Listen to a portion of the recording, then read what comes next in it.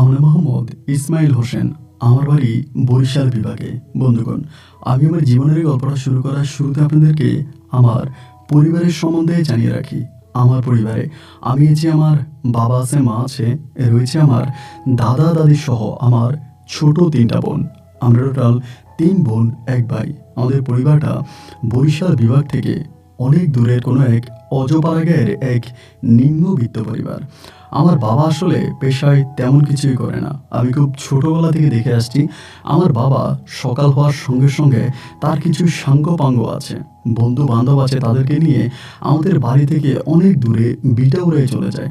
বিটাউরা হচ্ছে আমাদের এলাকার সবচেয়ে নীরব একটা জায়গা। ওই বিটাউরায় গিয়ে আমার বাবা সেখানে জুয়া খেলায় বসে।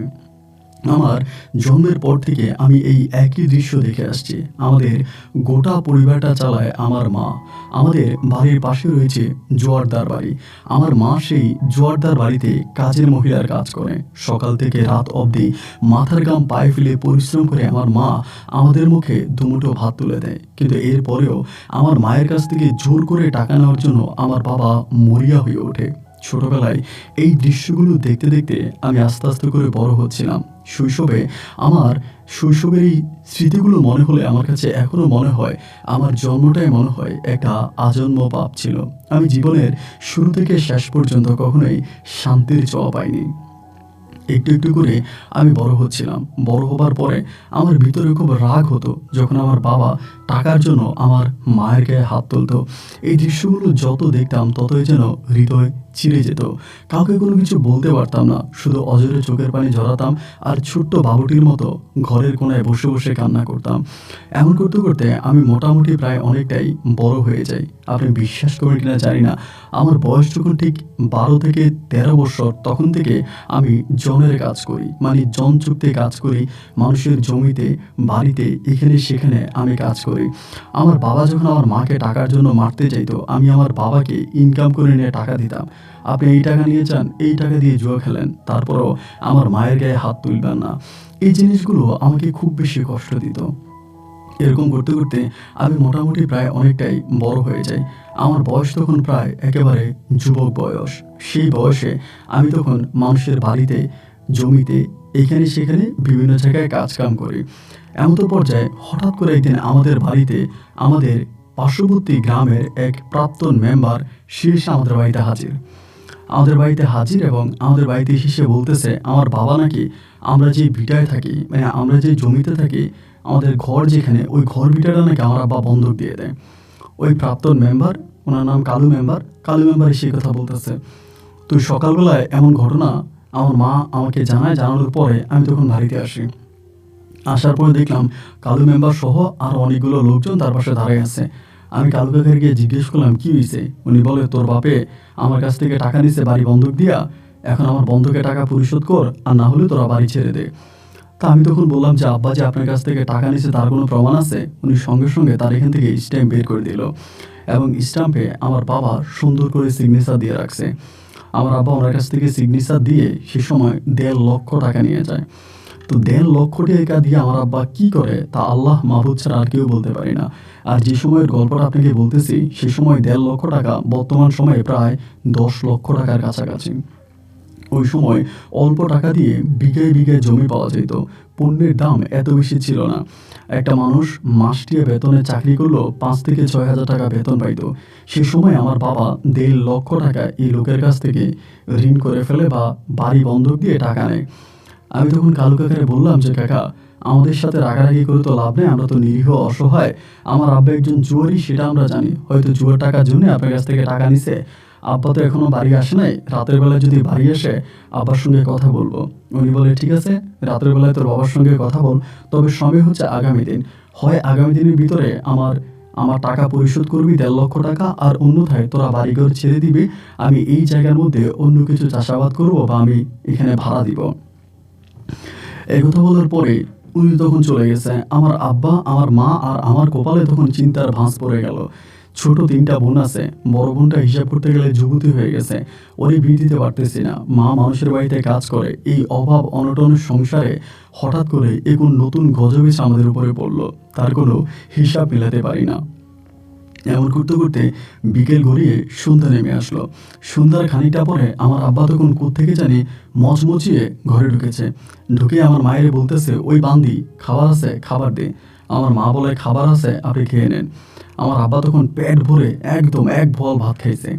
খেয়ে উঠানের মধ্যে একেবারে পেটটা টানা দিয়ে উনি একটা বিছনা করে শুয়ে পড়ছে। আমি আস্তে আস্তে করে ওনার কাছে আসছি, এসে বললাম, বাবা একটা কথা বলবো। উনি আমার বলে, কি কথা?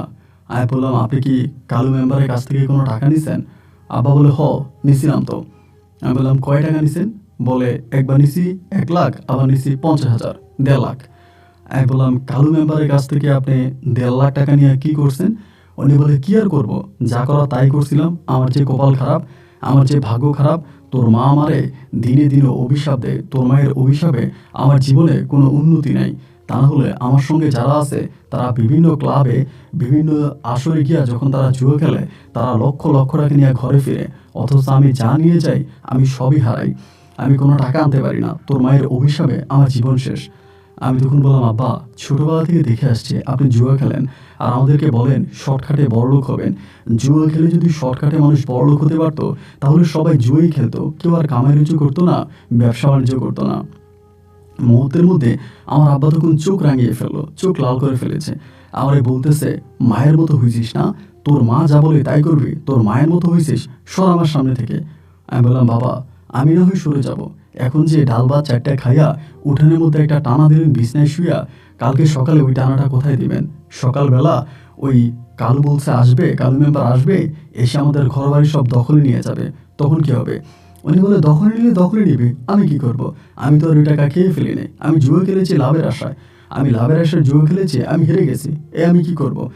এই কথা বলে আমার আব্বা তখন আমার সঙ্গে রাগারাগি শুরু করে।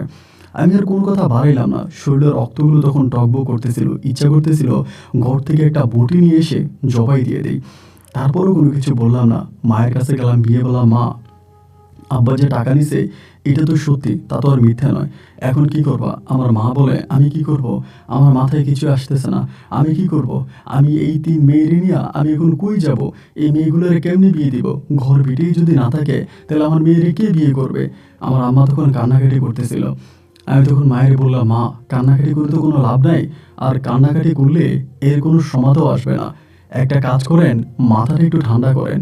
আপনি মাথাটা একটু ঠান্ডা করেন, আমরা রাতের বেলায় ভেবে চিন্তে দেখি কী করা যায়। মা আর আমি তখন উঠানে বসে চিন্তা ভাবনা করতেছি। এর মাঝে আমার বাবা আমার সঙ্গে রাগারাগি করে ঘর থেকে বেরিয়ে চলে গেছে। কোথায় চলে গেছে তার কোনো হদিশ নাই। মা আর আমি তখন উঠানের মধ্যে বসে আছি। মাথার উপর ইয়া বড় একটা চাঁদ, চাঁদ তারাদের খেলা জমেছে আকাশে। কিন্তু আমার মায়ের মনে আর আমার মনে কোনো শান্তি নেই। ঘরে শুয়ে আছে 3টা বোন। আমার মা আমার দিকে তাকিয়ে কান্না করে করে বলতেছে, আমি আত্মহত্যা করে মরে গেলে তারপরে কি তোর বাবা শান্তি পাবে? হ্যাঁ, বললাম, মা, আপনার মৃত্যু আর না মৃত্যুর মাঝে আমার আব্বার কোনো কিছু যায় আসে না। উনি আপনার কোনোদিন ভালোই বাসে নাই, আপনি এই লোকের কথা কেন বলতেছেন? আমার মা বলে, তাহলে আমি এখন কি করব? আমি কই যাব? আমি বললাম, আপনি চুপচাপ বসে থাকেন।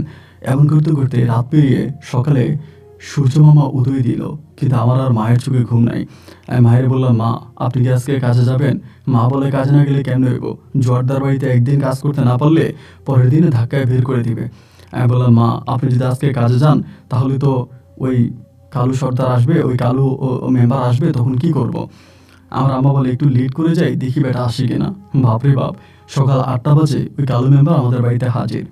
8টা বাজে আমাদের বাড়িতে এসে বলতেছে, কিরে ইসমাইল, তুই তো কালকে বললি তোর বাপরে জিজ্ঞেস করবি, করছিলি? আমি বললাম, কাকা, আব্বারে জিজ্ঞেস করছি। বলে, তোর আব্বা কি বলে? অস্বীকার করছে? তোর বাবা তো নেশাখোর, অস্বীকারও করতে পারে। আমি বললাম, না, আমার আব্বা অস্বীকার করেনি, আব্বা স্বীকার করেছে, আপনার কাছ থেকে টাকা নিয়েছে, সবই আব্বা আমার কাছে স্বীকার করেছে। উনি বলে, তাহলে তো হয়েই গেল, হয় আমার টাকা দে, নাহলে আমার বাড়ি ছাড়। আমি বললাম, কাকা, ঘরে আমার 3টা ছোট ছোট যুবতী বোন আছে, আপনি তো জানেন আমার এই বোনগুলোরে আমরা কিভাবে বিয়ে দেবো? আমার আব্বা তো সেই, মানে সবাই জানে আব্বা জুয়া খেলে টাকা নষ্ট করে, এরপরেও আপনি কেন আমার বাবারে এতগুলো টাকা দিলেন? উনি বলে, বাড়ি, তোর বাবা বাড়ির মালিক, সে বাড়ি বন্ধক দিয়ে আমার কাছ থেকে টাকা নিছে, আমার কাছ থেকে উনি টাকা নিছে, বাড়ি বন্ধক দিছে। তোর বোন জোয়ান হয়েছে না কি হয়েছিস তো আমার দেখার দরকার নেই, হয় আমার টাকা দে, নাইলে বাড়ি ছাড়। আমি বললাম, কাকা, এতটা আপনি নিষ্ঠুর হইয়েন না। আপনি এলাকার জনপ্রতিনিধি, আপনি একজন মেম্বার ছিলেন, আমি সব আপনারে ভোট দিছি। উনি বলে, ভোটের কথা বাদ, আমি এখন আর নির্বাচন করতেও আসি নাই, তোর কাছে ভোট চাইতে আসি নাই। আমি বললাম, কাকা দেখেন আপনার কাছে অনুরোধ করে বলি, আপনি অন্তত আমার 1টা মাস সময় দেন। ওই 1 মাসের ভিতরে আমি যেমনি পারি আপনার 1.5 লাখ টাকা পরিশোধ করে দিব। উনি আমারে বলে, 1 মাস দূরের কথা, আমি তোকে 1 দিনও সময় দিব না। আজকের মধ্যে হয় তুই বাড়ি ছাড়বি, নাইলে তুই কিছু না কিছু একটা করা লাগবে। আমি বলছি, আচ্ছা আপনি তো আজকের দিন সময় দিবেন, আজকের দিন সময় দেন। উনি বলে, ঠিক আছে আমি কালকে সকালে আবার আসবো, তবে মনে রাখবি কালকে সকালে আমার আসা শেষ। আমি কালকে সকালে আসবো, হয় তোরা ঘরবাড়ি ছাড়বি, নাহলে তোদের ঘরবাড়ি ভেঙে আমি এখান থেকে তোদেরকে উচ্ছেদ করে দিব। মাও তখন কান্না করতেছে, আমিও তখন কান্না করতেছি, আমার বোনেরাও তখন কান্না করতেছে।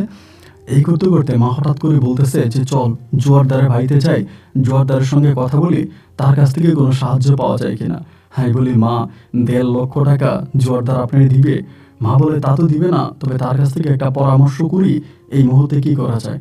আমি বললাম, হ্যাঁ এটা করতে পারেন, জোয়ারদারের সঙ্গে একটা পরামর্শ করতে পারেন কি করা যায়, কিন্তু জোয়ারদার আমাদের টাকা দিবে এই চিন্তা ভাবনা আপনি মাথায় নেন না। মা বলে, না না না, চলতে আমরা জোয়ারদারের বাড়িতে যাই। পরে মা আর আমি মিলে সকালবেলায় ওই জোয়ারদারের বাড়িতে গেলাম। বাড়িতে যাওয়ার পরে আমার মা তখন বড় জোয়ারদারের কাছে গিয়ে কান্না করতেছে, এমন এমন ঘটনা, আমি এখন কি করব। জোয়ারদার তখন বলে, তোমার স্বামীকে অনেক আগেই বলছিলাম ছেড়ে দেওয়ার জন্য, তুমি তো ছাড়ো নাই, এখন ওই বেটা কি বলে। আমি বললাম, কালু মেম্বার একই কথা বলতেছে, সে কালকে সকালে আসবে, হয় আমাদের টাকা দিতে হবে, আর নাইলে আমাদের ঘর বাড়ি ছেড়ে চলে যেতে হবে। তখন উনি আমার বলে, তুই যা তো কালুর বাড়িতে যা, বাড়িতে গিয়ে বল জোয়ারদার তারা ডাকছে যেন আমার বাড়িতে আসে। তখন আমি বললাম যে আচ্ছা ঠিক আছে। আমার ভিতর তখন একটা মোটামুটি একটা স্বস্তি পেলাম যে হয়তো তিনি কোনো একটা ব্যবস্থা করে দিবে। আমি আনন্দে কালু মেম্বারের বাড়িতে গেছি। বাড়িতে গিয়ে কালু মেম্বারে পাইছি, বললাম এমন এমন ঘটনা, জোয়ারদার সাহেব আপনারা যাইতে বলছে। কালু মেম্বার সাথে সাথে আমার সঙ্গে রেগে গেল, হ্যাঁ তোরা জোয়ারদারের কাছে বিচার দিছিস, জোয়ারদারের কাছে কেন বিচার দিলি? আমি কি টাকা মাগনায় দিছি? আমি তো মাগনায় টাকা দিই নাই। হ্যাঁ, জোয়ারদারের কাছে বিচার দিলি কেন? খুব খারাপ ব্যবহার করতেছে।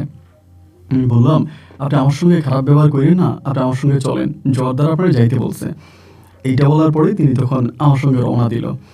রওনা দিয়ে জোয়ারদারের বাড়িতে গেছে। বাড়িতে যাওয়ার পরে জোয়ারদারে কিন্তু এলাকার সবাই মানে, মোটামুটি আপনার সিনিয়র জুনিয়র যারা আছে সবাই জোয়ারদারকে মানে। তারপরে জোয়ারদারকে গিয়ে বলতেছে, জোয়ারদারে বলতেছে, কি রে ঘটনা কি? কালু ঘটনা কি? পরে বলে, এমন এমন ইসমাইলের ভাবে আমার কাছ থেকে প্রথমে 1 লাখ, এরপরে 50,000, 1.5 লাখ টাকা নিয়ে গেছে, বিনিময়ে তার বাড়ি আমারে বন্ধকে দিয়ে গেছে। জোয়ারদার সঙ্গে সঙ্গে গরম হয়ে গেল। কালু মেম্বারে বলতেছে, তুই কি গাঁজা খাস? এই বেটা, ইসমাইলের বাপেই না গাঁজা খায়, তুই কি গাঁজা খাস? এর 3টা মেয়ে আছে, একটা ছেলে আছে, বউ আছে, এর তো মাথা গোটার মতো কোনো জায়গা নেই। এই সামান্য ভিটা বাড়িটুকুনি তাদের শেষ সম্বল, আর এই সম্বলটা নিয়েই তুই কেন ওরে টাকা দিলি কেন? তারপর উনি নিচের দিকে তাকিয়ে আছে। তারপরে বলে, এখন ইসমাইলি কি বলছে? জোয়ারদারে জিজ্ঞেস করতেছে কালু মেম্বারে যে ইসমাইলি কি বলছে। কালু মেম্বার তখন বলে, ইসমাইল আমারে বলছে ওরা 1 মাসের সময় দেওয়ার জন্য, 1 মাসের সময় দেওয়ার জন্য, 1 মাস সময় দিলে পরে সে টাকার ব্যবস্থা করে দিবে, এটা বলছে। জোয়ারদার তখন বলে, তাহলে তো হয়েই গেল, 1 মাস সময় দে। তখন আর ওই কালু মেম্বার কোনো কিছু বলে না, চুপ করে আছে। জোয়ারদার বলে, যা 1 মাস পরে আসিস, 1 মাস আগেই নিয়ে আর কোনো কথা বলিস না। একথা বলার পরে কালু মেম্বার তখন চলে গেল এবং জোয়ারদার বলল যে ঠিক আছে ইসমাইল, তুমি টাকার ব্যবস্থা করো, আর তা তো হলোই, যাও সমাধা করে দিলাম। এই কথা বলে জোয়ারদার তখন উঠে গেল। উঠে জোয়ারদার চলে গেল। আমি তখন মায়ের দিকে তাকিয়ে আছি, মা আমার দিকে তাকিয়ে আছে। আমি ভেবেছিলাম হয়তো জোয়ারদার কিছু টাকা দিবে এবং কিছু টাকা পয়সা দিয়ে এটা হয়তো একটা লামসাম করে একটা ব্যবস্থা করে দিবে, কিন্তু জোয়ারদার ওই কালুরে কোনো টাকাই দিল না। মা তখন আবারও জোয়ারদারের বাড়িতে কাজে লেগে গেল। আমি তখন বেরোলাম। তখন আমার কোনো কাজ নাই, সারাদিন কোথাও কাজ টাজও পাই নাই, বিয়ের আগের দিনও কোনো কাজ ঠিক করি নাই। গিয়ে মাঠের ধারে বসে আছি। মাঠের ধারে বসে বসে চিন্তা করতেছি কি করব, টাকা কোথায় পাবো। 1.5 লক্ষ টাকা কি আর মুখের কথা? 1 মাসের মধ্যে 1.5 লক্ষ টাকা পরিশোধ করা, এটা তো আর মুখের কথা না ভাই। এত টাকা কি দিবে আমাদেরকে? আমি মাঠের ধারে বসে বসে সারাটা দিন কাটাই দিলাম, কিন্তু টাকার কোনো মনে হলো না। রাতের বেলায় বাড়ি আসছি, আসার পরে মায়ের সঙ্গে দেখা। মায়ের বললাম, মা জোয়ারদার এটা কি করলো? মা বলে, তুই কি মনে করস জোয়ারদার টাকা দিবে? জোয়ারদার তো টাকা দিবে না, হয়তো 1 মাসের সময় চাইছিস, ওই 1 মাস পাকাভুক্ত করে দিছে। আমি বললাম, মা 1 মাস না হয় জোয়ারদার পাকাভুক্ত করে দিল, কিন্তু 1 মাস পরে এই টাকা আমরা কোথায় পাবো মা? আমি যদি আমার জীবনও দিয়ে দিই তাও তো 1 মাসে আমি 1.5 লক্ষ টাকা ইনকাম করতে পারবো না মা, এটা তো জীবনেও সম্ভব না। আমার মা বলে, তা তো জানি, কিন্তু এখন কি করব? আমার মাথায় তো কোনো কিছু আসতেছে না রে বাবা, আমিও তো পাগল হয়ে গেছি, আমি তো কিছু বুঝতেছি না। আমি বললাম, মা আমারও মাথায় কিছু আসতেছে না, আমি জানি না আমি কি করব। এরকম করে মায়ের সঙ্গে কথাবার্তা বলি। দিন যায় রাত যায়, মাও কাজ করে জোয়ারদারের বাড়িতে, আমিও কাজ করে মাঠে ঘাটে, কিন্তু চিন্তায় তখন ঘুম আসে না, কবে 1 মাস পেরিয়ে যায় এবং কবে হঠাৎ করে কালো মেম্বার আমার বাড়ির উঠানে এসে দাঁড়ায় টাকার জন্য। টাকা দিব কোত্থেকে? টাকা তো নাই, কি করব না করব কোনো কিছুই বুঝতে পারি না ভাই। কান্নাকাটি করি, মন খারাপ করে আল্লাহরে ডাকি, কোনো উপায় বুদ্ধি আর কোনো কিছুই খুঁজে পাই না। এই করতে করতে প্রায় 12 দিন কেটে গেছে। 12 দিন পরে একদিন হঠাৎ করে মা আমারে বাড়ি এসা আমার বড় বোনের দিয়া ডাইকা পাঠাইছে সন্ধ্যার দিকে। আমি তখন মাঠের ধারে ছিলাম, আমি আসছি। আসার পরে মা বলতেছে, বাজান রে, একটা সমাধা পাইছি, একটা ভালো সমাধা পাইছি, এখন এটা তুই করবি কিনা? আমি বললাম, সমাধা যদি পাই তাহলে করবো না কেন মা? কি সমাধা পাইছো বলো? মা বলে, জোয়ারদারের বাড়িতে একটা লোকে কাজ করে, তুই হয়তো চিনবে, হারুন ভাই। আমি বললাম, হ হ হ, আমি তো হারুন কাকারে চিনি, কি হয়েছে? উনি বলে, তোর হারুন কাকা একটা ভালো বুদ্ধি দিছে আমারে। আমি বললাম, কি বুদ্ধি? বলে, তোর হারুন কাকা বলতেছে তাদের গ্রামে নাকি একটা মেয়ে আছে, মেয়েটার নাম হচ্ছে আয়শা। মেয়েটাও নাকি দেখতে শুনতে অনেকটা ভালো এবং এক বাপের এক মেয়ে। মেয়েটা নাকি একটা বিয়ে হয়েছে, কিন্তু স্বামীর সঙ্গে বনাবনি হয়নি, মেয়েটা চলে আসে, সেখান থেকে কাবিনের কিছু টাকা পায় আর মেয়ের বাবার কাছ থেকে কিছু টাকা মিলিয়া প্রায় 1-1.5 লাখ টাকার মতো মিলিয়ে দিবে মেয়ের বাবা, তুই যদি মেয়েটারে বিয়ে করিস। আমি তখন মায়ের মুখের দিকে তাকায় আছে, আমার কিন্তু তখনও একেবারে প্রাপ্ত বিয়ের বয়স হয়েছে এমন না। আমি তখন মায়ের বললাম, মা, যে মেয়ের বাবা 1.5 লাখ টাকা দিয়ে আমার কাছে মেয়ে বিয়ে দিবে, এই কি আমার ঘরে বউ আসবে না দারোয়ান আসবে? আমার আম্মা বলে, দারোয়ান বলিস আর পুলিশ বলিস, এটা তো বড় কথা না। জোয়ারদার যে 1 মাস সময় নিয়েছে, 1 মাস পর যদি তুই কালুর টাকা দিতে না পারিস, তবে তো আমাদেরকে ঘর বাড়ি সব কিছু ছেড়ে দিতে হবে।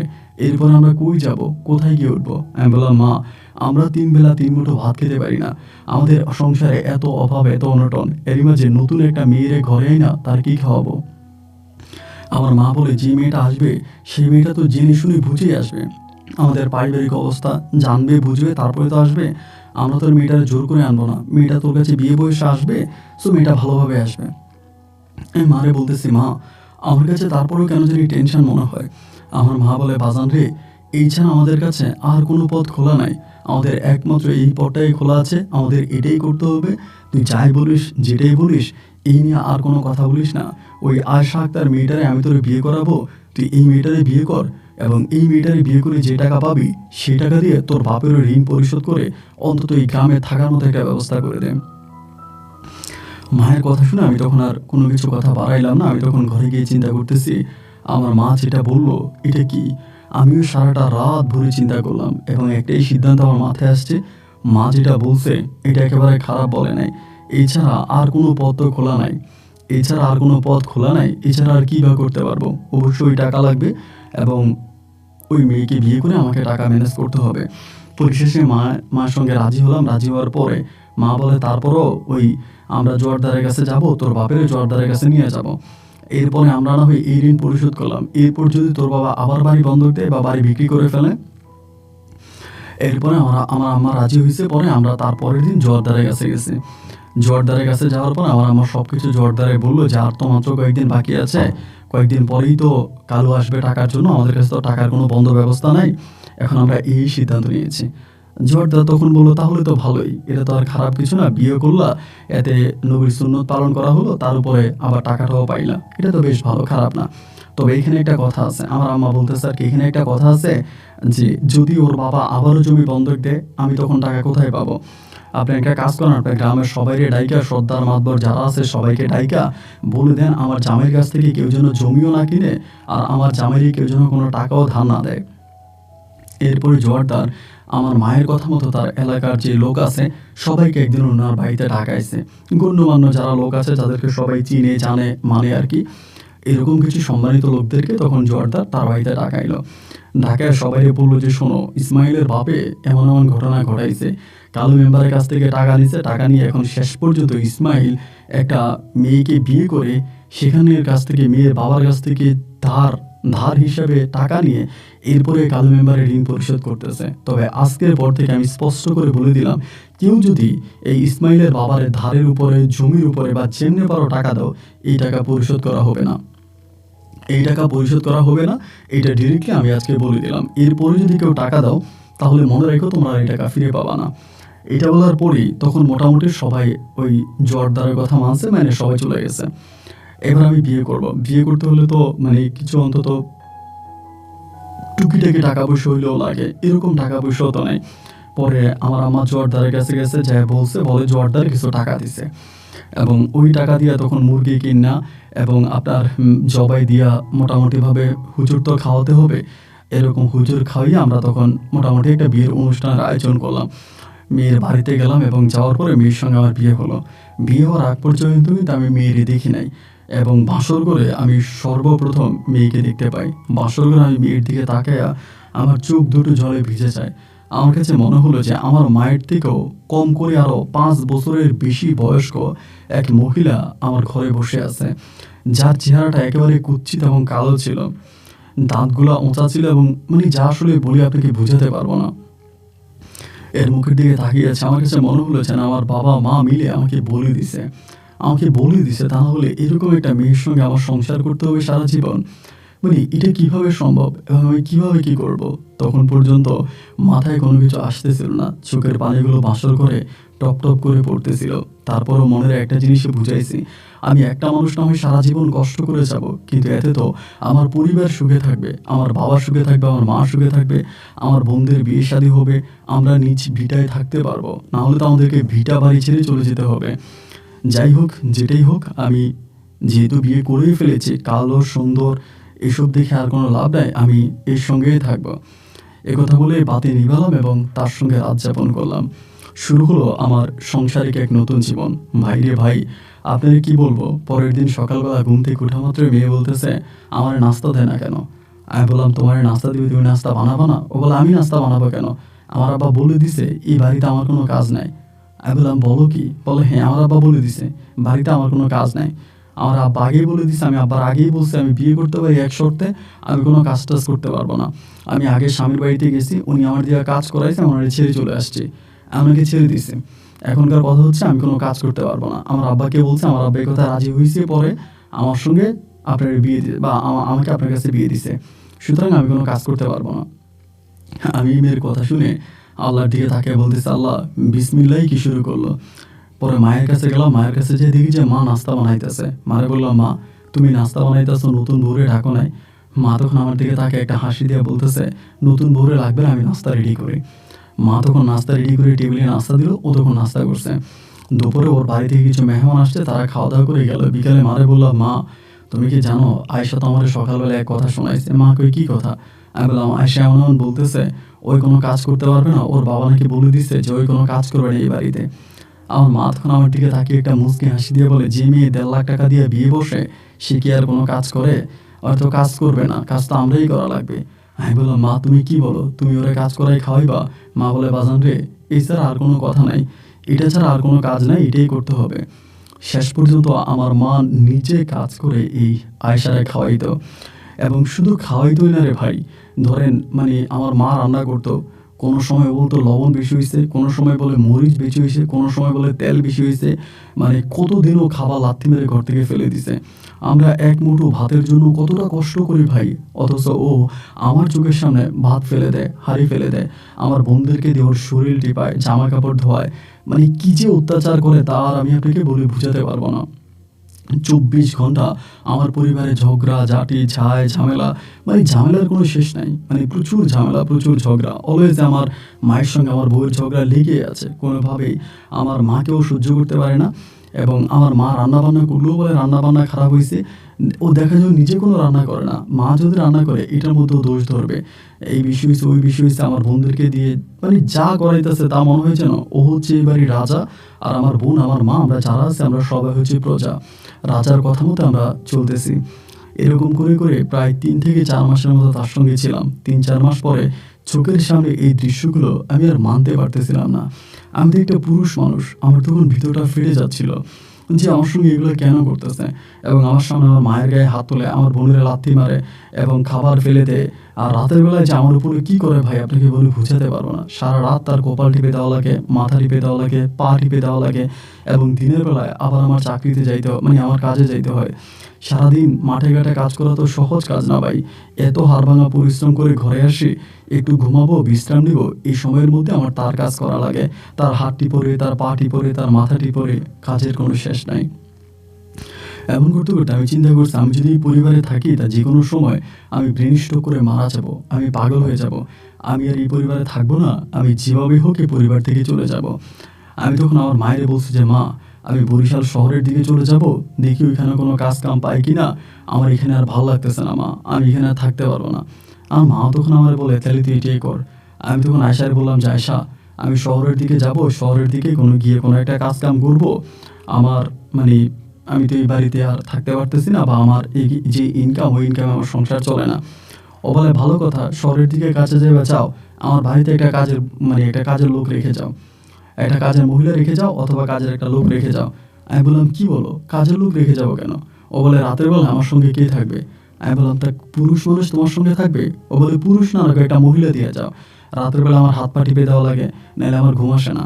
আর নাহলে তোমার কোনো একটা বোনেরে বলে যাও যেন রাতের বেলা আমার সঙ্গে থেকে আমার হাত পা টিপে দেয়, নাহলে আমার রাতের বেলায় ঘুম হয় না। অদ্ভুতভাবে ওর মুখের দিকে তাকিয়ে আছি, কোনো কিছু বলতে পারতেছি না। হায় রে বাবা, তুমি কেন দুনিয়াতে জন্ম দিলে আমারে, আর আমার জন্মটাই বুঝো আজন্ম পাপ ছিল। যাই হোক, ওর সঙ্গে আর কথা বাড়াইলাম না, না বাড়াইয়া আমার বোনের বললাম বোন রে, এই ঘটনা তোর ভাবিতে এটা বলতেছে। আমার বোনগুলো বেশ ভালো ছিল, মাটির মানুষ ছিল। আমার বোনগুলো বলতেছে ভাইয়া আপনি এটা নিয়ে চিন্তা করেন না, আপনি কষ্ট করেন, সারাদিনও কাজ করেন, সারা রাতও কাজ করেন, এর থেকেও বরং আপনি চলে যান, রাতের বেলা আমি নাইলে ভাবির কাছে শুভ, আমি ভাবির হাত পা টিপে দিব, আপনি চলে যান। পরে মায়ের সঙ্গে বোনের সঙ্গে সবার সঙ্গে কথাবার্তা বলে আমি তখন বরিশাল সদরে চলে আসি, শহরে আসি। তো আমি শহরে আসার আগেও কোনো কাজ কাম ঠিক করে আসি নাই, কাজ কাম খুঁজতেছি, কাজ পাওয়া যায় কিনা। প্রথমে একটা হোটেলে মেচিয়ারে চাকরি পাইলাম, হোটেল বয়ের চাকরি। তা হোটেল বয়ের চাকরি করতেছি, ওইটা 1 মাস ধরে করলাম। ওরকমভাবে ইনকাম হয় না, পেটে ভাতে চলে কোনো রকম, কিন্তু কোনো রকমের ইনকাম নাই। এমন করতে করতে পরে একটা সুতার ফ্যাক্টরিতে চাকরি পাইছি, একটা সুতার ফ্যাক্টরিতে চাকরি পাইলাম। তো এবার গিয়ে ওই সুতার ফ্যাক্টরিতে কাজে ঢুকছি, মোটামুটি ভালো টাকায় বেতন দিত। সুতার ফ্যাক্টরিতে কাজটা অনেক ভালো ছিল এবং বেতনটা অনেকটা ভালো পাইতাম। পরে সুতার ফ্যাক্টরিতে কাজ করি, 1 দিন 2 দিন 3 দিন করে কাটতেছে, ওইখানে কাজ কাম করতেছি, বাড়িতে টাকা পয়সা পাঠাইতেছি, বাড়ির খোঁজখবর নিতেছি এবং মাঝে মাঝে বাড়িতে যাইতেছি। এরকম করে বেশিরভাগ সময় ধরেন আমি যেদিনে বাড়িতে যাই, বাড়ি থেকে আইসে ফ্যাক্টরিতে আইসে কান্না করি, খুবই মন খারাপ থাকে। বাড়ির মধ্যে যা দেখে আসি, এইসব দেখলে কি ভাই আর কারো মন ভালো থাকে বলেন? বাড়ির মধ্যে এসব দেখা আসি এবং আইসা পরেই কান্নাকাটি করি। এরকম করতে করতে আমার সাথে ফ্যাক্টরিতে কাজ করতো শাহেদা নামের একটা মেয়ে, ওর বাড়ি আমাদের বরিশালেই ছিল। তো ওই মেয়েটা আবার মাঝে মাঝে আমার একটু খেয়াল করতো যে বাড়ি থেকে আসলে কান্নাকাটি করি, বা ও এবার আমার সঙ্গে একটু ভালো ছিল। পরে শাহেদ আমার সম্বন্ধে জানার চেষ্টা করে, বা ও আমার ওরও একটা বিয়ে হয়েছে আগে শাহেদার, ওর সম্বন্ধে আমি কিছু জানি না, তা আমার সম্বন্ধেও জানতে চায়। পরে আমি শাহেদারে বললাম যে শাহেদা এমন এমন ঘটনা, আমি ওর কাছে বিস্তারিত সব কিছু বলি। এগুলো শুনে ও আমার কষ্টের কথা শুনে খুব মন খারাপ করে। ও বলে এগুলো বাদ দেন, এগুলো কোনো কথা না, এগুলো যা হবার তা হয়েছে, আপনি এগুলো মন খারাপ করেন না। তো এরকম করে শাহেদা তখন আমার উপরে একটু তদারকি করতে থাকে, টেক কেয়ার করতে থাকে। ধরেন মাঝে মাঝে ও বাসা থেকে খাবার রান্না করে আনে, এনে আমাকে দেয়, অথবা ছুটির দিন আমার বাসায় যায়, গিয়ে আমার জামা কাপড় ধুয়ে দেয়। একটা লোককে যেভাবে যত্ন করা দরকার ও আমাকে সেভাবে যত্ন করে। পরে আমি শাহিদারে বললাম যে শাহিদা, তুমি যে একটা ব্যাচেলার রুমে আসো এবং তার জামা কাপড় ধুয়ে দাও, তারে রান্নাবান্না করে খাওয়াও বা রান্নাবান্না দাও, এগুলো তো লোকেরা খারাপ বলে, এটা তো আসলে ভালো দেখায় না, আর আমার এগুলো পছন্দনীয় না। ও তখন আমার বলতেছে তাইলে কি আপনি রাগ করেন আমি যে আপনার কাছে আসি বা আপনার খাবার দাবার দিই, এটা সেটা? আমি বললাম না, আমি আসলে ঠিক রাগ করি না, কিন্তু আমার কাছে বিষয়টা জানি কেমন লাগে। ও বলে কেমন লাগার কি আছে, আপনি একা একটা মানুষ, আমার আপনার ভালো লাগে। আমি বললাম এই ফ্যাক্টরিতে একা অনেক মানুষই আছে। ও বলে না, আপনার জীবনে যেরকম দুঃখ আছে এরকম দুঃখ তার অন্য কারো জীবনে নাই, এই জন্য আমি আপনাকে একটু তত্ত্ব তালাশ করি, একটু খোঁজখবর নেই। এখন আপনি যদি মানা করেন আমি আপনার রুমে আর আসবো না। আমি বললাম না না না, তুমি সন্দেহ করতেছো, মাইন্ড করতেছো। আমি আসলে মাইন্ড করার মতো কিছু বলি নাই, এমনিই বললাম যে আশেপাশে মানুষরা কি বলে। ও বলে আশেপাশের মানুষের কথা বাদ দেন, আমি আপনার কাছে আসি, এটা আমার ভালো লাগে। এই থেকে ও আসে, আমার জামা কাপড় ধুয়ে দেয়, রান্নাবান্না করে দেয়, আমার সঙ্গে কথাবার্তা বলে, সুখে দুঃখে আমার সঙ্গে থাকে। এরকম করতে করতে মোটামুটি ও মনে হয় আমার খুব বেশি একটা পছন্দ করে ফেলে। কিন্তু আমার ভিতরে ভাই কোনো পছন্দ, প্রেম, ভালোবাসা এসব নিয়ে আমার ভিতরে কোনো চিন্তা ভাবনা কোনো কিছুই নাই। আমি আমার মতো করে চারটা খেয়ে কোনো রকমের দিন পার করতেছি, আর পারিবারিক টেনশনে আছি, সাংসারিক টেনশনে আছি, ওই টেনশনে আমি চলতেছি। এরকম করতে করতে একটা সময় আমারে বলতেছে আমারে শাহিদা বলতেছে যে আপনি যদি কিছু না মনে করেন, মানে আপনার তো আসলে বউ থেকেও নাই, যারে বিয়ে করছেন তার কাছে গেলে তো আপনি কষ্টই পান, কখনো ভালোবাসা পান না, সে তো আপনার কখনো ভালোবাসা দেও না। আপনি যদি কিছু না মনে করেন, আমি আপনাকে একটা কথা বলতে চাই। আমি বললাম যে ঠিক আছে বলো। বলে কি যে আমি আপনাকে বিয়ে করতে চাই, আপনি যদি রাজি থাকেন আমি আপনাকে বিয়ে করব, এবং আপনার স্ত্রীর কাছ থেকে পাওয়া যে কষ্টটা আছে সেই কষ্টটা আমি লাঘব করে দিব। আমি তখন ওর দিকে তাকে হাসতেছি। আমি বললাম তুমি এটা কি বলতেছো? আমার স্ত্রীকে আমি বিয়ে করেছি, ১.৫ লাখ টাকা কাবিন আর ১.৫ লাখ টাকা তার কাছ থেকে আমি নিছি, টোটাল ৩ লাখ টাকা সে আমার কাছে পাবে। যদি সে কোনো রকম জানতে পারে যে আমি, এমনিতেই তো সে আমাকে শহরে আসতে দেয় না বা আসতে দেয় না, সারা রাত ভর আমার বোন, একটার পর একটা ৩ বোন ২ ঘন্টা ২ ঘন্টা করে, ৬ ঘন্টা ৭ ঘন্টা করে ওর পা টিপে মাথা টিপে ওরে ঠান্ডা রাখে। যদিও কোনোভাবে জানতে পারে যে আমি বরিশাল সদরে বিয়ে করছি, তাহলে তো আমার এখান থেকে বাইদা গরুড়ে যেমন বাইদা নিয়ে যায়, এরকম করে গরুর মতো করে বাইদা টাইনা হিসটা আমাকে এখান থেকে নিয়ে যাবে। ও তখন বলে আপনার বউরে বলার দরকার কি, উনি জানবে কি করে?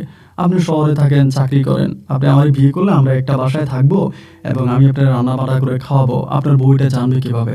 হ্যাঁ, বললাম না শাহেদা, এত সহজ না, আমার বউ অনেক চালাক, ও অনেক গোয়েন্দাগিরি করে, ও জেনে যাবে। পরে ও বলতেছে না ভাবি কখনোই জানবে না, আপনি এটা করেন। এরকম করে ১ দিন ২ দিন ৩ দিন করে সময়গুলো কাটতেছে। আরও আমাকে বারবার বলতেছে যে আপনি আমারে পছন্দ করি, আমি আপনারে বিয়ে করব, এটা সেটা। তা আমি আর তার সঙ্গে এই বিষয় নিয়ে কোনো কথা বলি না। তবে এটা শুধু যে এই মেয়েটা আমাকে মনে প্রাণে ভালোবাসতো। আমার ঘরের মধ্যে এমন কোনো কাজ নাই যেটা ও করতো না। মানে একটা স্বামীর জন্য একটা স্ত্রী যা করে আমি ঠিক তাই দেখতাম যে এই শাহিদা আমার জন্য করতো। এরকম করতে করতে একদিন হঠাৎ করে আমার বাড়ি থেকে খবর আসছে আমার মা নাকি মারা গেছে। খবরটা শুই না ভাই, আমি আসমান থেকে বললাম যে হঠাৎ করে, আমার মা অনেক সুস্থ মানুষ ছিল, মায়ের কোনো অসুস্থতা ছিল না, মা সম্পূর্ণ ভালো ছিল, কিন্তু মা মারা যাবে কেন?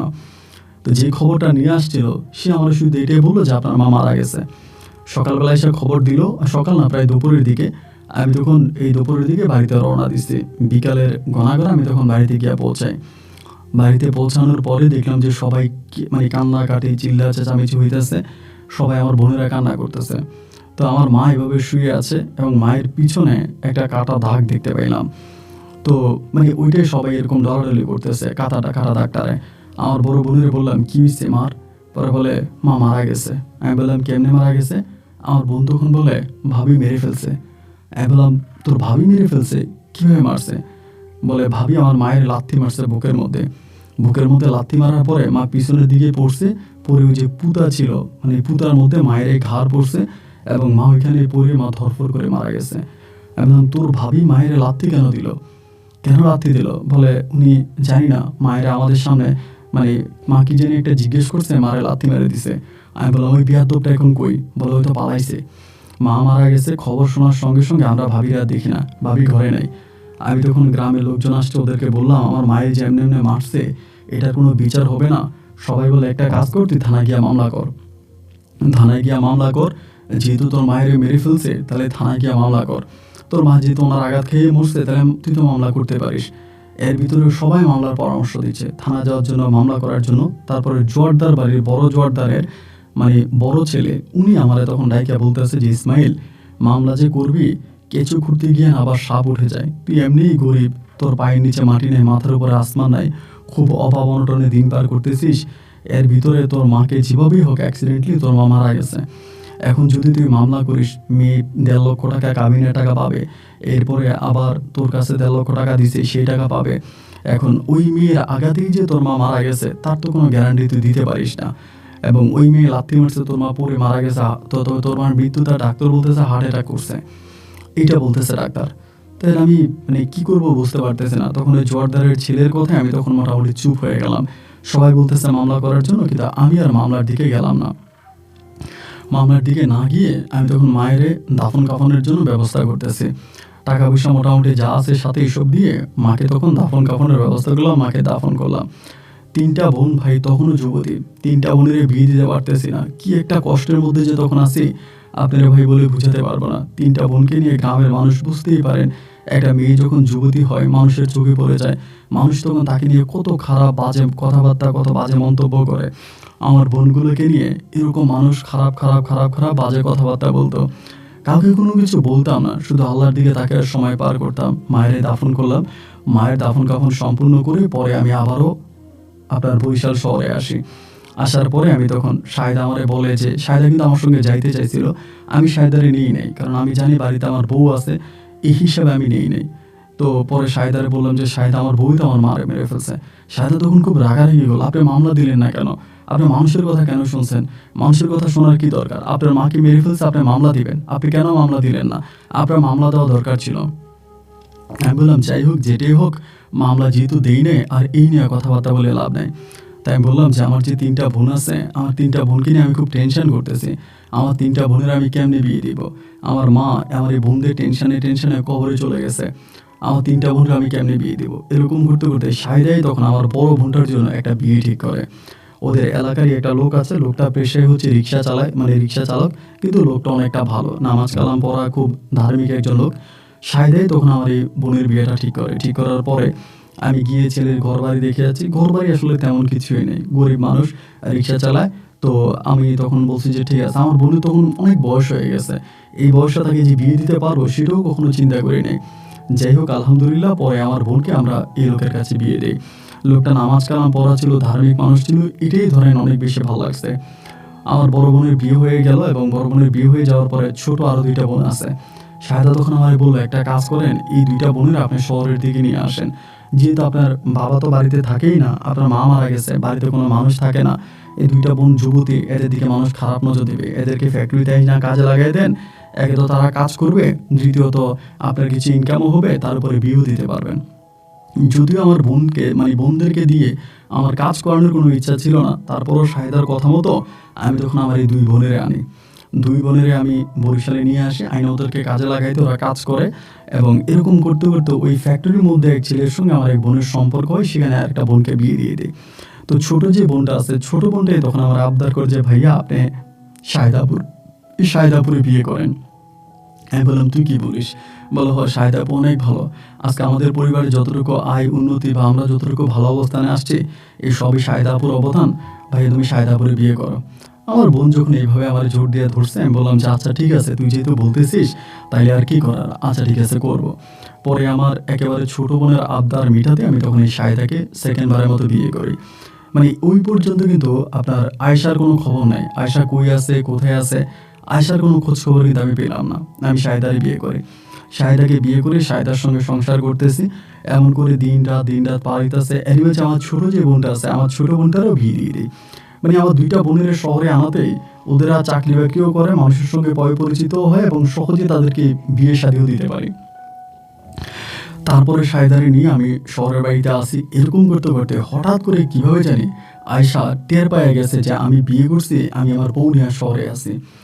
এমন সময় তখন হলো কি যে আমাদের বাড়িতে, মানে আমাদের বাড়িতে যে মেম্বার আছে, মেম্বারের কাছে তখন এই আয়েশার বাবা খবর পাঠাইছে যে এই ঘটনা, হয়তো আমার মেয়েরে ছাড়লো না, আমার মেয়েরে টাকাও দিল না, এবং উল্টা আমার মেয়ে ওই আরেকটা বিয়ে করে ফেলছে, আমার মেয়ের ঋণ পরিশোধ করা লাগবে, আমার মেয়ের ঋণ পরিশোধ করা লাগবে।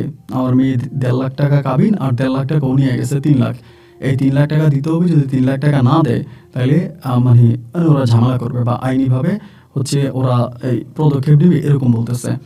তো এটা বলার পরে তখন মেম্বার আমার খবর দিল আমাদের এলাকার। পরে আমি গেছি পরে বললো যে এই ঘটনা, আয়েশার বাবা তো আসছিল, আর মেয়েরে তুই যেহেতু আরেকটা বিয়ে করছিস সেটা তো তুই বলিস নাই, প্রথম বউ থাকা অবস্থায় দ্বিতীয় বিয়ে করা যায় না, আর যদিও করতে হয় তাহলে প্রথম বউর অনুমতি নেওয়া লাগে, তুই অনুমতি নেস না, এটা হচ্ছে প্রথম ভুল। এবং তৃতীয় ভুল হচ্ছে এখন শাহেদার বাবা এই কি বলে আয়েশার বাবা তোরে 1.5 লাখ টাকা দিছে, এর উপরে কাবিনের 1.5 লাখ, টোটাল 3 লাখ টাকা তারে পরিশোধ করা লাগবে, তা না হলে তারা তো নামে মামলা দিবে। আমার 1 সপ্তাহ সময় দিছে তোর কাছ থেকে খবর নিয়ে বলার জন্য। আমি তখন বললাম যে আমি 3 লাখ টাকা এই মুহূর্তে কোথায় পাবো, 3 লাখ টাকা কোথায় পাবো। এখানে আপনাকে আরেকটা কথা বলতে ভুলে গেছিলাম, আমার যে মেজো বোনটা আছে, আমার একেবারে মেজো যে বোনটা, যেটারে শহরে নেওয়ার পর বিয়ে দিছি, আমার ওই মেজো বোনটার কিন্তু আমি বাড়িতে রেখে দিছি, ওরে বিয়ে দিছি, ওর জামাইয়ের কোনো আসলে ওরকম ভালো অবস্থান ছিল না, যার জন্য বলছি তুই বাড়িতে গিয়া থাক। তাই আমার বোনটা মেজো বোনটা বাড়িতেই আছে, তার জামাইয়েরই নিয়ে, তার জামাই আবার কিছু হাঁস মুরগি পালন করে, ব্যবসা বাণিজ্য করে, তো উনি ওইসব নিয়ে আসে। এখন আমি তখন বলতেছি আমি এখন টাকা কোথায় পাবো, 1.5 লাখ টাকা তো মুখের কথা না, এদিক 1.5 লাখ ওদিক দিয়ে 1.5 লাখ, 3 লাখ টাকা 1 সপ্তাহের মধ্যে লাগবে। আর সে শাহেদার বললাম যে শাহেদে এই ঘটনা, এমন তো এই টাকা লাগবে, 3 লাখ টাকা, নাহলে তো আমার নামে মামলা দিবে। শাহেদা তখন বলে যে কি করবেন এখন, টাকা তো দেওয়াই লাগবে। আমি বললাম আমার কাছে বিক্রি করার মতো শুধু আমার ঘর ভিটাটা আছে, যেহেতু আমরা সবাই শহরে চলে আসছি, তুমি যদি বলো আমি ঘর ভিটাটা বিক্রি করে দিতে পারি, ঘর ভিটাটা বিক্রি করে দিতে পারি, এছাড়া আমার কাছে আর কোনো টাকা পয়সা নাই। সায়দা তখন হাসি দিয়ে বলতেছে যে এটা আপনার বাবার শেষ সম্পদ বা আপনার মায়ের শেষ সম্পদ, যেখানে আপনার মাকে আপনার কবর দিয়েছেন, মায়ের ওই কবরটারে বিক্রি করে দিবেন, এটা তো ভালো দেখায় না। আচ্ছা আমি দেখি কোনো কিছু করতে পারি কিনা। আল্লাহর কি হুকুম, সায়দা এই পুরো 3 লাখ টাকায় ব্যবস্থা করছে। ওর পারিবারিক অবস্থা অতটাও খারাপ ছিল না, মোটামুটি ভালোই ছিল। ওই কেমনে জমি বিক্রি করছে, আমার নিজের জমানো টাকা ছিল, আবার আগে স্বামীর কাছ থেকে কিছু টাকা পাইছিল, এই সব কিছু মিলে ও তখন আমার টাকাটা ম্যানেজ করে দেয় 3 লাখ টাকা। এই 3 লাখ টাকায় 1.5 লাখ টাকা ওর কাবিনের আর 1.5 লাখ টাকা ওর বাবার কাছ থেকে নিয়েছিলাম। এই সম্পূর্ণ 3 লাখ টাকা নিয়ে 3 লাখ টাকা দিয়ে এরপরে কোনো রকম আমার বাপের সম্পত্তি বা বাপের ভিটা আমি তখন রক্ষা করি। আমার আব্বার সে পর্যন্ত কোনো খবর নাই। আমার আব্বা কি বেঁচে আছে না মরে গেছে, কই আছে না আছে, বাবার কোনো কিছুই কিন্তু আমি জানি না। যাই হোক, এইভাবে আমি তখন আয়েশাকে ছেড়ে আমার বউ শাহেদাকে নিয়ে সুখে শান্তিতে অনেক ভালোভাবেই বরিশাল শহরে জীবনযাপন করতেছিলাম। এভাবে সময়গুলো কাটতেছে, কাটতে কাটতে একটা সময় আমরা যে ফ্যাক্টরিতে চাকরি করতাম, ওই ফ্যাক্টরিটায় একটা সমস্যা দেখা দেয়। মানে ফ্যাক্টরির যে মালিক আছে উনি ফ্যাক্টরিটা বিক্রি করে দেয় অন্য একটা লোকের কাছে, অন্য একটা কোম্পানির কাছে। উনি তখন ওনার ওই ফ্যাক্টরি বিক্রি করে, এবং ফ্যাক্টরিটা যখন বিক্রি করে দেয় তখন ফ্যাক্টরি থেকে অনেক লোক ছাঁটাই করে দিবে। মানে আগে যেরকম লোক ছিল, লোক ছাঁটাই শুরু করে, তখন লোক ছাঁটাই করতেছে। এবং এই ছাঁটাই করতে করতে তখন আমি আর আমার বউ শাহিদা আমরাও তখন ওই ছাঁটাইয়ের মধ্যেই পড়ে যাই। একটা সময় আমাদেরকে তখন ছাঁটাই করে দেয়। ছাঁটাই করে দিলে পরে আমি আর শাহিদা তখন কোনো রকমে মানে থেকে যাচ্ছিলাম, আসলে কী করবো ঠিক বুঝতে পারতেছিলাম না। এমন করে দিন রাতগুলো কাটতে কাটতে হঠাৎ করে শাহিদা একটা সময় আমারে বলতেছে, আমার কাছে তখন শাহিদা একটা বাটনের ফোন চালাইতো, একটা বাটনওয়ালা ফোন তখন ও চালাইতো। তখন মোবাইল কিন্তু অনেক দাম, মানে অনেক দাম ছিল, এক একটা মোবাইলের দাম আপনার অনেক টাকা। এরপরেও ও কীভাবে জানি মোবাইলটা ম্যানেজ করে বা ওকে কে দেয় আমি জানি না। ওই মোবাইলে ও তখন ওর এক বিদেশি মেয়ের সঙ্গে কথা বলতো, মানে বিদেশি বলতে তার এক বান্ধবী থাকতো সৌদি আরবে। কীভাবে যেন ওই মেয়েটার সঙ্গে পরিচয় তা আমি ঠিক জানি না। ওই মেয়ের সঙ্গে পরিচয় এবং ওই মেয়ের সঙ্গেও তখন মোবাইল ফোনে কথাবার্তা বলে। বলতে বলতে ওই মেয়ে নাকি তখন শাহিদারে বলে যে সৌদি আরবে নাকি কাজের লোকের ভিসা আছে। মানে শাহিদারে বলে এমন এমন, আমি যে বাসায় থাকি আমার পার্শ্ববর্তী বাসায় একটা কাজের লোক লাগবে, এখন তুই যদি আসিস তাহলে ভালো হবে, এখানে কাজ করতে পারবি।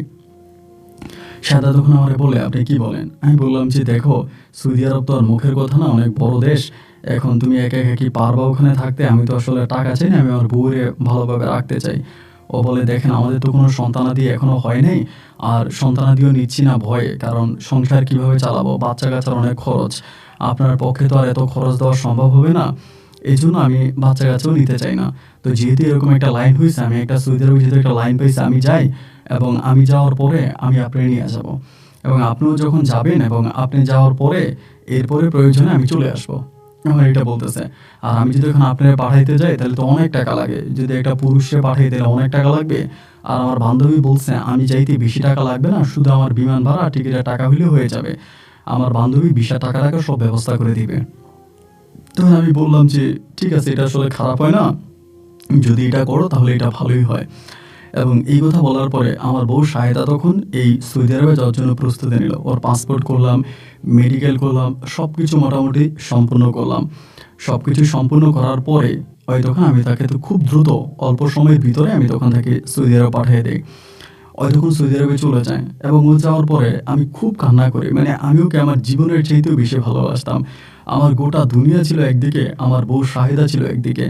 শাহিদা চলে যাওয়ার পরে আমার মনে হয়েছিল আমি গলা কাটা মুরগির মতোই শহরে লাফালাফি করতে থাকি। তখন আর কোনো কিছুই ভালো লাগতো না, গোটা দুনিয়াটাই যেন অন্ধকার মনে হতো।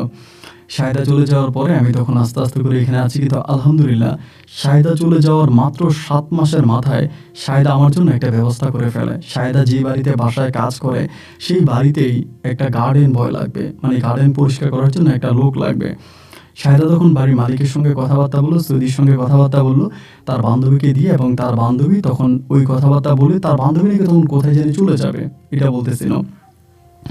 পরে ওই লোকটার সঙ্গে কথাবার্তা হলো, কথাবার্তা হওয়ার পরে সব কিছু ঠিক হয়েছে। পরে আমি তখন আমার পাসপোর্ট করে পাঠাইলাম, তখন তারা গার্ডেন বয়ের একটা চাকরি আমার জন্য ঠিক করে, এবং ওই গার্ডেন বয়ের চাকরিতে অল্প সময়ের ভিতরে আমি আমার বউ আয়শার কাছে চলে যাই। আয়শার কাছে যাওয়ার পর আমার কাছে মনে হলো যে আমার জীবনে মনে হয় পূর্ণতা চলে আসছে। আমি আর আমার বউ আয়শা একসঙ্গে যাই, মানে ওইখানে কাজ করি। আমি যাওয়ার ঠিক ১.৫ মাস পরে শুনতে পাই তার যে বান্ধবী আছে, বান্ধবীটার নাম হচ্ছে মোমেনা। এই মোমেনা নাকি ইটালি চলে যাবে, বলতেছে মোমেনা ইটালি চলে যাবে। আমি তখন বললাম, ইটালি এত বড় দেশ কেমনে যাবে? বলে মোমেনার এক বান্ধবী, মানে এক বন্ধু আছে, ওই বন্ধু মোমেনারে নিয়ে যাবে। তো কেমন বন্ধু আমি তো আর জানি না। পরে আস্তে আস্তে আমার বউয়ের কাছ থেকে জানতে পারি ওই অবৈধ পথে নাকি মোমেনারে ইটালিতে নিয়ে যাবে। পরে আমি বললাম যে অবৈধ পথে নিয়ে যাওয়া এটা তো অনেক রিস্কি কাজ, অনেক কঠিন কাজ। এত কঠিন কাজ করে ইতালিতে যাওয়ার দরকার কি? অনেক মানুষ তো ওই পথে মারাও যায়। আমার বউ বলে না, তার বন্ধুটা অনেক ভালো, তারে শিপে করে নিয়ে যাবে, এমনি এমনি কথা হয়েছে। ওই বন্ধুর নাম ছিল হচ্ছে নাজমুল। ওই নাজমুলের মাধ্যমে তখন এই মোমেনা হচ্ছে আপনার রওনা দিছে, চলে যাচ্ছে। তা আমি তো তখন মানে খুব হলো যে ঠিক আছে, ওই যেহেতু যাচ্ছে এটা ভালো কথা। আমি তখন খুশি হলাম, ওই মহিলারে কিছু কেনাকাটাও করে দিলাম। ওই মহিলা তখন চলে যায়। চলে যাওয়ার পরে আমি আমার বউ শাহেদ, আমরা তখন ওই বাড়িতে কাজ করি। বাড়ির যিনি মালিক ছিল তিনিও বেশ ভালো ছিলেন, আমাদেরকে সাহায্য সহযোগিতা করতো, টাকা পয়সা দিত।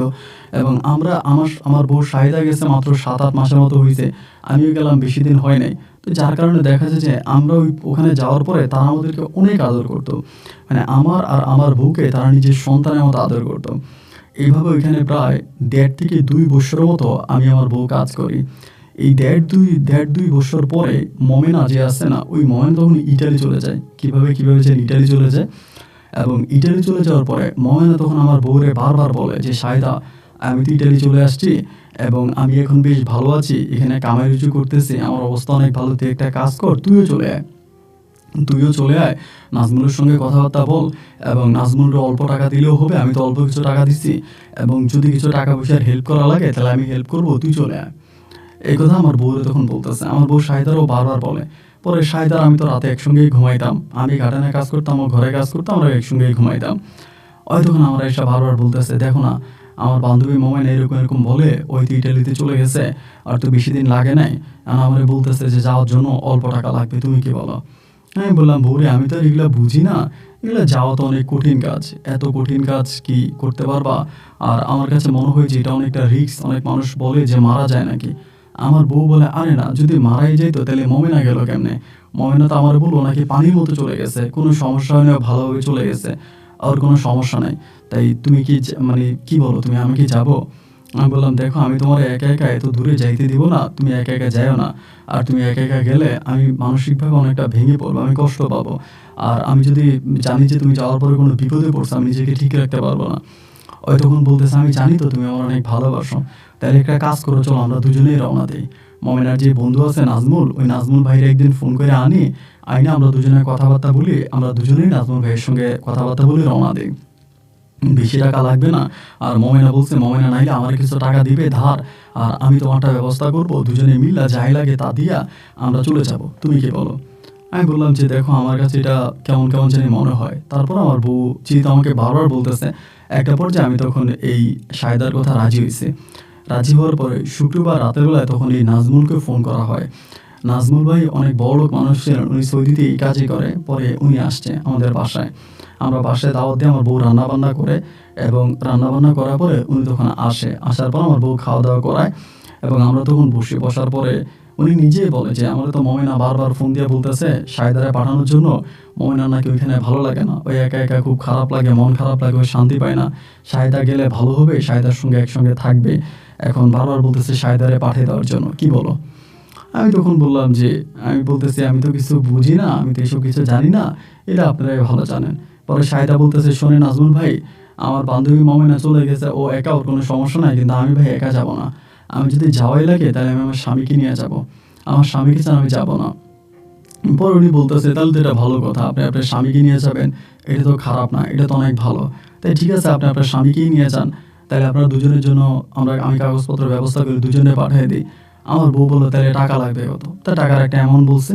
অ্যামাউন্ট বলার পরে আমাদের কাছে কিন্তু এত টাকা নাই, আমরা দুজনেই কিন্তু এখানে ১২ টাকা বেতন পেতাম, আমি আমার বউ মিলে প্রায় ৭০-৮০ হাজার টাকার মতো মাসে ইনকাম করতাম এই জায়গায়, এটাকে বিশ্বাসই করবে না। কারণ আমাদেরকে বকশিস দেওয়া হইতো। বাড়িতে তারা ২ জন ছিল, তো তারা বয়স্ক মানুষ ছিল, পুরুষ মহিলা দুজনেই বয়স্ক ছিল। তাদের ছেলেরা আসতো, মেয়েরা আসতো, আত্মীয়স্বজন আসতো, আসলে আমাদেরকে বকশিস দিত।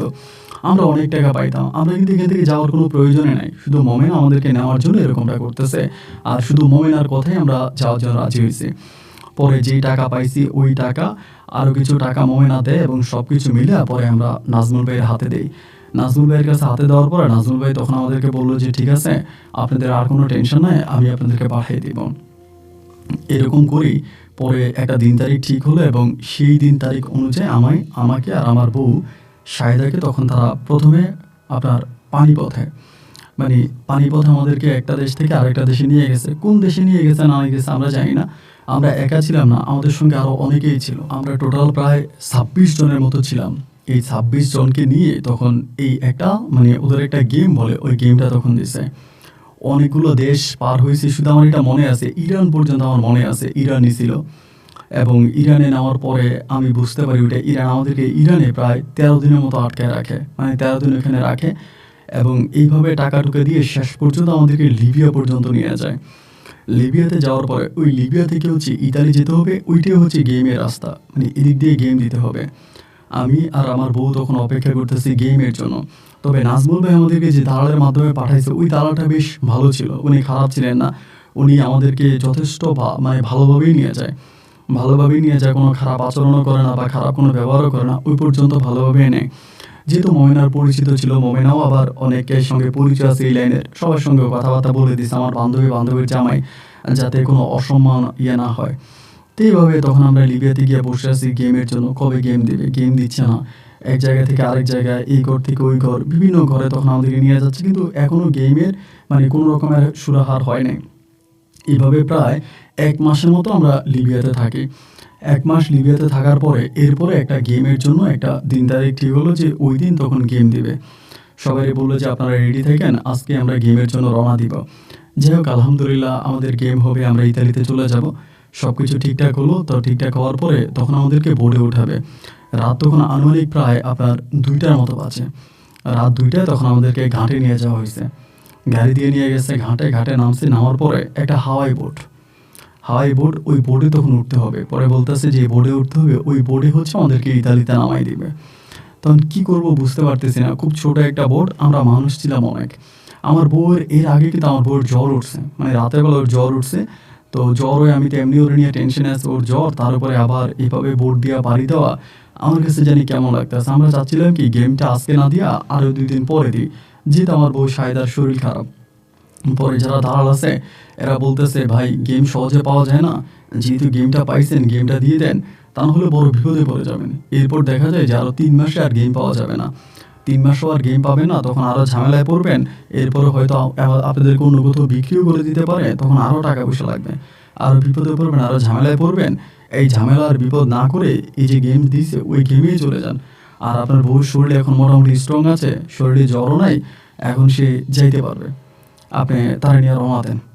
তো এরকম করে তখন আমার বউ আমার বলতেছে যে না আমি যাব না, আমার শরীরটা অনেক খারাপ লাগতেছে, আমার মনে হয় না যে আমার মনে হয় গেলে একটা অঘটন ঘটতে পারে, আমি যাব না। আর যখন এরকম করতেছে তখন আমি ওই যে দালাল ছিল ওনারে বললাম যে ভাই এই ঘটনা, আমার বউ তো যেতে যাচ্ছে না, ওরে ২টা দিন পরে যাই। উনি বলে যে ঠিক আছে, তাহলে আজকে যেহেতু যাবে না তাহলে আপনারা ক্যান্সেল করেন। পরে আমরা গেলাম না, যাওয়ার পর আমাদেরকে আবার ক্যাম্পে নিয়ে যাওয়া হয়েছে। এই ক্যাম্পে নিয়ে যাওয়ার পর আমাদের সঙ্গে খারাপ ব্যবহার, দুর্ব্যবহার, খুব অত্যাচার করতেছে। আপনারা কেন চলে আসলেন, গেমের মধ্যে গিয়ে কেউ ফিরে আসে নাকি? এবার ওইখান থেকে আমরা নাজমুল ভাইয়ের মাধ্যমে শাহেদা তখন যোগাযোগ করে ওই মোমেনার সঙ্গে। মোমেনা তখন বললো যে না এটা ভালো করিস নাই, এই অল্প একটু জায়গা, তোর শরীর খারাপ লাগছে তুই চলে আসতি, তুই মিস করলি কেন, এটা তুই ভুল করছিস না আয়সা, এটা সেটা অনেক কিছু বলে। তখন এই মোমেনা আরও কিছু টাকা পাঠায় আমাদের জন্য, ইতালি থেকে আরও কিছু টাকা পাঠায়। ওই টাকা দিয়ে আমি আমার বউ শাহেদা তখন এখানে আরও ২৬-২৭ দিনের মতো থাকি। ২৬-২৭ দিন পরে তখন কিছু মানে আপনার কালো প্রকৃতির লোক আছে, এনাদের সঙ্গে তখন আমাদেরকে দ্বিতীয় গেমটা দেওয়া হয়। তখন কিন্তু শাহেদার শরীরও মোটামুটি ভালো ছিল, অসুস্থ ছিল না, মোটামুটি অনেকটা মানে সুস্থতার দিকে চলে গেছে, ভালো অবস্থানে। তখন আমরা আবার গেম দিলাম। এই গেমে তখন বাঙালি কেউ ছিল না, আমি আমার বউ, আমরা দুজনেই ছিলাম। তখন আমাদেরকে উঠাইছে, আমি আমার বউ বসছি এবং ওরাও বসছে। সব বসার পর তখন হাওয়াই বোট বলে, এবার হাওয়াই বোটটা তখন রওনা দিছে। হাওয়াই বোট নিয়ে যাইতেছি, এমন পথে মাঝপথে যাওয়ার পরে হঠাৎ করে যে আমাদের যে স্পিড বোর্ডে জেনে ছিল উনি বলতেছে ইঞ্জিনে নাকি ডিস্টার্ব দিছে, ইঞ্জিন নাকি ডিস্টার্ব দিছে। ইঞ্জিন ডিস্টার্ব দেওয়ার পরে এই জায়গার ভিতরে তখন আমরা আটকে গেছি। তখন মধ্যরাত, চারদিকে ঘুটঘুটে অন্ধকার, হাত মিলে হাত দেখা যায় না এমন একটা অন্ধকারের মধ্যে তখন এখানে মাঝ জায়গায় আটকে গেছি। আর ওই বেটা পানিতে নাইমা এমনি সামনে তার বোর্ড ঠিক করার জন্য চেষ্টা করতেছে, কিন্তু কোনোভাবেই বোর্ডের কাজ কমপ্লিট করতে পারতেছে না। বুকের ভিতর তখন ধুপ ধুপ করে ভয় করতেছে। এনিওয়ে যে হঠাৎ করে শুরু হলো আমার বউ শাহেদার বমি। শাহেদা বমি করতেছে এবং বমি করে সবাই মানে ময়লা করে ফেলতেছে। কখনো এর গায়ে বমি করে, কখনো ওর গায়ে বমি করে। মানে আমি তখন আর বুঝতে পারতেছিলাম না যে কী করবো। তখন আমি একেবারে মানে কন্ট্রোল হারা হয়ে গেছিলাম এবং ও আমার বারবার বলতেছে আমার পানির তৃষ্ণা পাইছে, আমার পানি দেন। তো বোর্ডের মধ্যে যে পানি ছিল অল্প কিছু পানি, এই পানি ওরে দিয়ে ও খেয়ে ফেলে, পানি দিয়ে ওরে খেয়ে ফেলে, পানি দিয়ে ওরে খেয়ে ফেলে, এই পানি দিলে ও খেয়ে ফেলে। এরপর ও বলতেছে আমার পানি দেন, মানে ওর বারবার পানি তৃষ্ণা পাইতেছে। এদিক দিয়ে বোর্ড নষ্ট। তো আবার বোর্ডও আপনার আস্তে আস্তে করে এগুলো হাওয়াই বোর্ড তো ধরেন আপনার যখন মানে এটা বন্ধ হয়ে গেছে জায়গার ভিতরে, ওটার তো একটা লিমিট আছে, এটা আস্তে আস্তে করে নিচের দিকে নেমে যাচ্ছে। এর অবস্থার ভিতরে আমার বউ তখন করলো কি আপনার এই বোর্ডের মধ্যে ও বাথরুম করে দিছে। বাথরুম করে দেওয়ার পরেই ওর মানে মোটামুটি জামা কাপড় যা ছিল সবই ময়লা করে ফেলছে। এর ভিতরে ওই মাছি বলতেছে কি মানে ওই দেশি আর কি লিবিয়ান হয় বলতেছে কি এই বেটা এটারে ফালা, এটারে পানিতে ফেলে দিয়ে এটার এখানে রাখা যাবে না। তখন আমার বউ খুব অসুস্থ হয়ে পড়ে। আমি তখন মাছিরে বললাম এই তুই কী বলিস, সেটা আমার বউরে ফালাই দিব মানে। এরপরে সাথে যেগুলো ছিল ওগুলো খুব কালো জাতের মানুষ, মানে অতটা না, আরও ওদের ভিতরে কোনো মায়া দয়া নেই। মাঝি তখন আইসা আমার সঙ্গে ধাক্কাধাক্কি শুরু করছে, আমার বউরে নিয়ে যাবে, আমার বউরে সে ফেলে দিবে। আমি যে কী আমার বউরে দিয়ে ফেলে দিবি? শায়দা তখন আমার হাতটা ধরে আছে, আমি ওর হাতটা ধরে আছি। আমি মাঝির হাতে পায়ে ধরতেছি, ও বলতেছে এটা অসুস্থ, এটা বাঁচবে না, এটা নেওয়া যাবে না, ওটা ফালাই দে, এখানে ফালাই দে, এটা ওখানে ফেলে দে। ওর বাসায় বলতেছে, আমি তো ওর বাসাও বুঝি না, ওটা ইশারায় বুঝাইতেছে ফেলে দেওয়ার জন্য। আমি ভাবলাম মাঝির পায়ে ধরতেছি যে না ওকে ফালাবো না, ও আমার বউ, আমি ওর জড়ায় ধরে আছি। লাস্ট পর্যন্ত কোনোভাবে এই বেটাকে মানানো গেল না। একটা পর যাও বলতেছে যে বোট ডুবে যাবে, এত মানুষ বোটে থাকা যাবে না, এত মানুষ বোটে থাকা যাবে না, বোট থেকে নামতে হবে। আমি বললাম যে ঠিক আছে তাহলে আমরা সবাই নামি, আমরা সবাই নাইমা দাঁড়াই। ও বলে না বোট একটুখানি ঠিক হয়েছে, মানে ঠিক হয়েছে বলতে কি মানে ইঞ্জিনটা একটু ঠিক হয়েছে, আস্তে আস্তে করে যাইতেছে। ও বলে যদি মানুষ কমে যায় তাহলে এটা আরও দ্রুত চলে যাবে, মানুষ কমলে আরও দ্রুত চলে যাবে, তোর বউ অসুস্থ, ওরা ফালাই দে। আমি ওকে মানে ফেলতেছি না। এরকম করতে করতে একটা সময় হলো কি ওই এসে আমার বউরে মানে নিজে টাইনা ধইরা, পায়ে টাইনা ধইরা আমার বউয়ের বডি অর্ধেক পানিতে ফেলে দিছে। আমি বডি নামানোর জন্য মানে উঠানোর জন্য চেষ্টা করি, তো তখন আমার লাথি মারতেছে, আমার পিছন থেকে লাথি মারতেছে, মানে আমাকে সব ফেলে দিবে। আমি কোনোভাবে ওরা রাখতে পারতেছি না। শেষ পর্যন্ত আমার বউ শায়দা তখন আমার হাতটা ধরে আছে, আমি ওর হাতটা ধরে আছি। এইভাবে বোট চলতেছে। এই সময় একটা কালো লোক, নিগ্রো একটা লোক হয়ে আমার হাত ধরে টানতেছে। আমি চেষ্টা করতেছি আমি নিচেও পড়ে যাবো, ওরা বলতেছে আমি সেও পড়ে যাওয়ার জন্য। এরকম করতে করতে আমার হাতটা তখন টান দিয়া ধইরা ওরা ওই জায়গার ভিতরে আমার চাপ দিয়া আমার ঘাড়ের উপরে ওরা পা দিয়ে আমার এরকমভাবে মানে বোটের সঙ্গে আমাকে পিষিয়ে ফেলছে। তখন আমার হাত থেকে আমার বউ শায়দা ছুটে গেছে। আমি তখন তাদের সঙ্গে ধস্তাধস্তি করে একটা পর্যায়ে আমি তখন লাফ দিছি বোট থেকে লাফ দিছি। বোট থেকে লাফ দেওয়া তখন আমাদের গায়ে লাইফ জ্যাকেট ছিল। লাফ দেওয়ার পরে আমি তখন সেখান থেকে সাঁতরাইতে শায়দার দিকে আসতেছি। সাঁতরাইতে আমি শায়দার দিকে আসতেছি, কিন্তু ইতিমধ্যে শায়দা তখন কি ডুবে গেল না ঢেউ অন্য কোথাও চলে গেছে আমি বুঝতে পারতেছি না। আমাকে রেখেই তখন ওই বোটটা চলে গেছে। আমি তখন চিৎকার করে ওই নীল সাগরে শায়দাকে ডাকতেছি, শায়দা, ও শায়দা রে, চিৎকার করে ডাকতেছি। শায়দার জন্য আমি আমার 3টা বোনকে বিয়ে দিতে পারছি। এই শায়দার জন্য বরিশালে আমি একটু ভালো অবস্থানে আসতে পারছি। এই শায়দার জন্য আমি সৌদি আরবে আসতে পারছি। এই শায়দার জন্য আজ আমি ইটালিতে রওনা দিছি। আমি চিৎকার করে শায়দা বলে ডাকতেছি, কিন্তু আমি আশেপাশে শায়দাকে আর দেখতে পাচ্ছি না। একটা সময় আস্তে আস্তে করে আপনার সকাল হয়ে গেল, সূর্য উদয় হলো। সূর্য উদয়ের সঙ্গে সঙ্গে তখন মানে কিছুক্ষণ পরে একটা মাছ ধরার ট্রলার তখন আসছে। আমি তখনও ভাসতেছিলাম। ওরা আমার ট্রলারের মধ্যে টাইনে উঠেছে। আমি ওদের ভাষা বুঝি না। আমি আমার ভাষায় বারবার বলতেছিলাম যে আমার বউকে পাচ্ছি না, আমার বউ মিসিং, এরকম করে বলতেছিলাম। ওরা আমার কোনো ভাষা বুঝে না। ওরা ওইখান থেকে আমাকে আরেকটা ট্রলার দিয়ে দিল। ওই ট্রলারটা ছিল আপনার একটা মানে কি বলে একটা দালালের ট্রলার। ওই দালালের ট্রলার নিয়ে আমাকে কুকুরের মতো পিটাইতেছে টাকার জন্য, বাড়ি থেকে টাকা আনার জন্য। আমি কারে ফোন দিব? আমি তো কারো নাম্বারও জানি না, আর আমার বাড়িতে তো কেউ নাইও। 3 মাস আমাকে অধম ওখানে পিটায় টাকার জন্য। টাকা না পায় তখন তারা আমাদের ছাইড়া দেয়, লিবিয়ার মধ্যে আমাকে ছাইড়া দেয়। আমি লিবিয়ার সাগর পাড়ে তখন গিয়া বসি। আমি শুনেছিলাম সাগরের বুকে যা কিছু যায় সাগর নাকি তার ঢেউয়ের সঙ্গে ফিরিয়ে দেয়। সাগরের বুকে যা যায় সাগর নাকি তার ঢেউয়ের সঙ্গে ফিরিয়ে দেয়। আমার বিশ্বাস ছিল আমার বউয়ের মরা লাশটা হলেও একটা সময় সাগর ফিরিয়ে দিবে। অনেকেই বলে যে ইতালিতে যাওয়ার পথে কেউ যদি মাছ সাগরে ডুবে যায় বা মারা যায়, অনেক সময় তারা নাকি ঢেউয়ের সঙ্গে ভেসে আসে। আমার বউয়ের লাশটাও হয়তো একদিন ঢেউয়ের সঙ্গে ভেসে আসবে। এই জন্য দিনের পর দিন আর রাতের পর রাত আমি সাগর পাড়ে বসে আছি। যদি শুনতে পাই যে ওখানে একটা লাশ ভেসে আসছে, আমি দৌড়ে যাই আমার বউরে দেখার জন্য, কিন্তু দেখি এটা আমার বউয়ের লাশ না। এভাবে একদিন দুদিন নয়, প্রায় আজ 16টা বৎসর আমি সাগর পাড়ে আমার স্ত্রীর অপেক্ষায় বসে আছি।